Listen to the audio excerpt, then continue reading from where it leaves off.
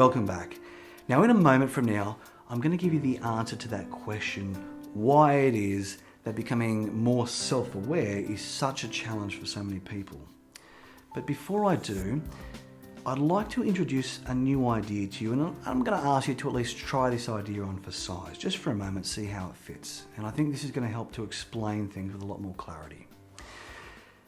So, when a lot of people come along to therapy, in fact, when people are speaking in day-to-day conversation, what you'll notice a lot of people say are words to the effect of, "Oh, that thing makes me really stressed," or "this particular thing makes me feel really anxious," or "I've been getting all these worrying thoughts," or "I've been getting these feelings that have been happening to me."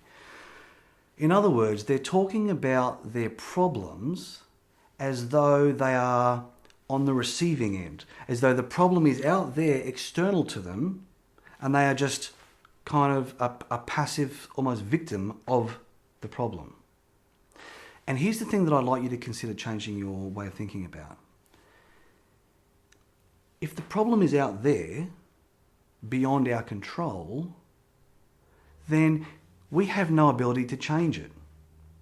We can't change it if it's out there beyond our control. However, if the problem is something that we are doing as a process, then that kind of gives us a sense of ownership over it. And if we have a sense of ownership over it, then we can accept the ability to change the problem. So from now on, or at least just for a while, I'd like you to consider saying those things in this way instead. Instead of saying, "that thing makes me feel really stressed," say, "I'm doing a lot of stress about that thing. I'm doing a lot of anxiety. When that happens, I do a lot of depression. I do worrying thoughts. I am the one doing the problem as a process." And see, even though that sounds easy to say, here's the hurdle that will stop a lot of people from being able to accept that kind of ownership over the problem, and that is this: that we tend to fall into the erroneous trap of associating the idea of accepting responsibility for something with accepting blame or fault. See, in a legal sense, if you are responsible for a traffic accident, that means that you are the at-fault driver. You are to blame for that. And that gives you a clue about why it is that it's such a challenge for us to look at ourselves in a way that's going to help us solve the problems that we are in fact doing.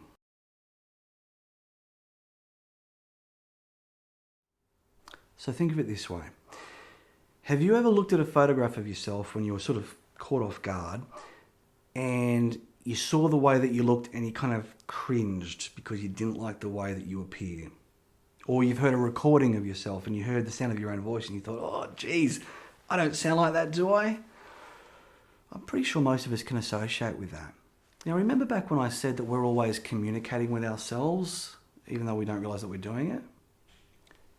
When we see or hear ourselves and we feel that way about ourselves, what kind of message do you think we're sending ourselves when we do that? See, here's the problem. Here's the reason why we don't become more self-aware more easily. And that is that we tend to be our harshest critics. We tend to fall into the trap of being very, very judgmental of ourselves. So judgmental that the moment that we start looking at ourselves from an outside observer's perspective, the very perspective that we need to see to be able to identify the problems and then identify the solutions, well, we become very resistant because of the pain of self-judgment. It's our own self-judgmental thinking, our own self-critical thinking that stops us or blocks us from becoming more aware of the very things that we need to realize in order to change.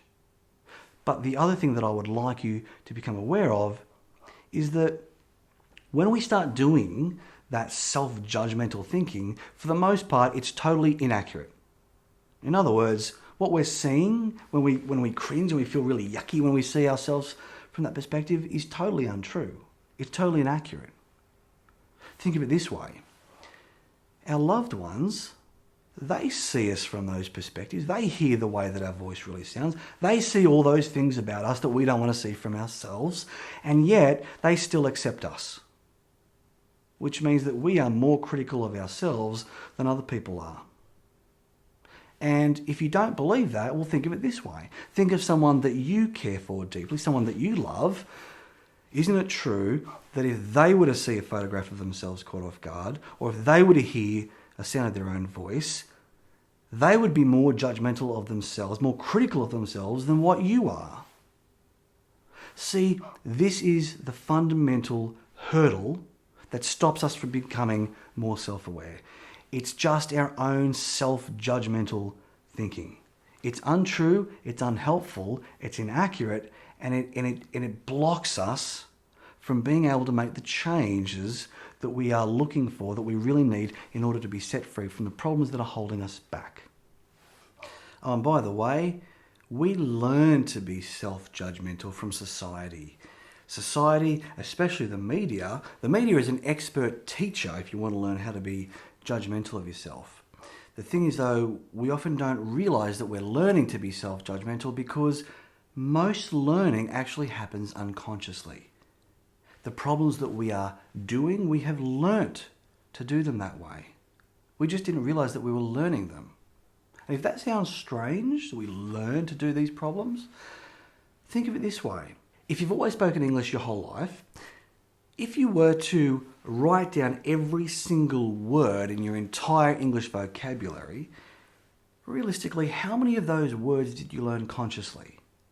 In other words, what percentage of your entire English vocab did you learn because you either looked it up in a dictionary or because somebody explained to you the meaning of the word, compared to the majority of those words which you just kind of picked up from your environment around you?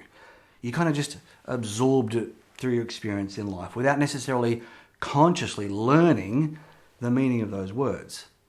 In fact, most of what we know, most of what we do, we have learnt unconsciously. We just absorb or pick it up from our environment. We are creatures of our environment. But just like we learn to do these problems like self-judgmental thinking, just like with language, you can also consciously learn the meaning of words too. And so even though we've unconsciously learned to do these problems, we can consciously decide to learn to do the solutions instead. And in a moment from now, I'm going to show you a quick and simple little exercise that'll help sort of get you started learning how to undo self-judgmental thinking and instead learn how to do more compassionate thinking instead. To be able to see the missing pieces of the puzzles we require in order to be able to solve the current problems that we're doing, we first need to become more self-aware. But to become more self-aware, we need to be able to learn the very important skill of becoming self-compassionate. Now, being compassionate does not mean being sympathetic. That's two very different concepts. Sympathy is like taking an able-bodied person, putting them in a wheelchair and saying, oh, here you go, you poor thing, you are the victim of circumstance, beyond your control. Don't, whatever you do, get up and exercise the damaged muscles in your legs. Sit there until the muscles in your legs deteriorate and you're unable to walk at all. That's sympathy. Okay, it's done with good intentions, but it's very disempowering. Compassion, on the other hand, is simply saying, hey, I get it.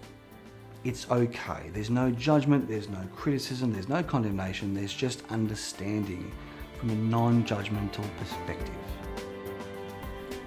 When our problems are external to us, they're beyond our control, which makes us powerless to change them. When we take ownership of our problems by accepting that we are doing the problem as a process, we become empowered to make a change.